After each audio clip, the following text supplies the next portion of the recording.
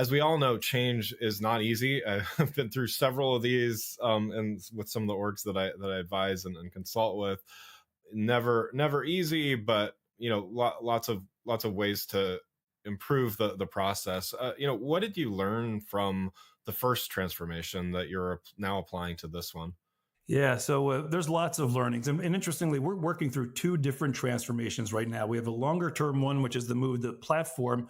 We have a more shorter term one, which is focusing on how we're reshaping our engagement model with our customers and our partners. So the business model transformation gave us opportunities to grow and learn that we're applying now. Here, a few things come to mind. First, whenever you're driving a big change as a leader or as leaders in an organization, you need to focus on communicating the whys behind the whats of the change.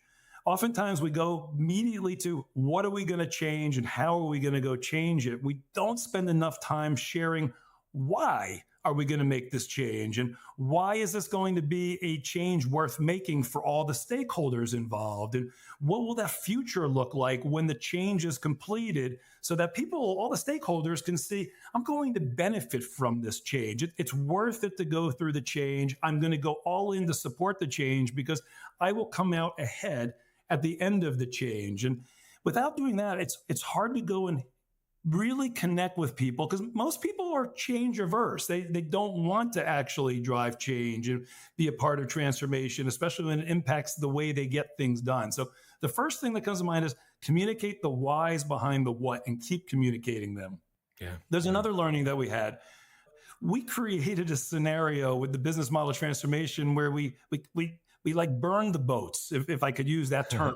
We basically committed externally, we were going to be moving from a business model with maintenance to subscription by a certain date. So we basically moved forward and did not give ourselves a chance to go back. And that drives a lot of commitment. It forces people to deal with the change as opposed to delaying or hoping it will go away, which a lot of people end up doing. They're like, if I just can hang tight here, this change will be reversed and we won't have to make the move. So creating the scenario where there's no return actually helps when you're driving a really big change. But when you do that, you have to be really clear that you're not going to get it all right. And we learned that through the first transformation. We're not going to be perfect. So we need to be agile during the change transformation window. We need to be prepared to adjust, to make changes that are still in support of the overall goal, but maybe changes in the steps in getting there because we learned something along the way.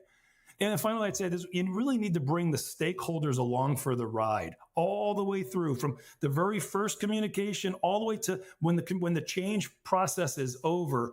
You need to share learnings. You need to update on progress.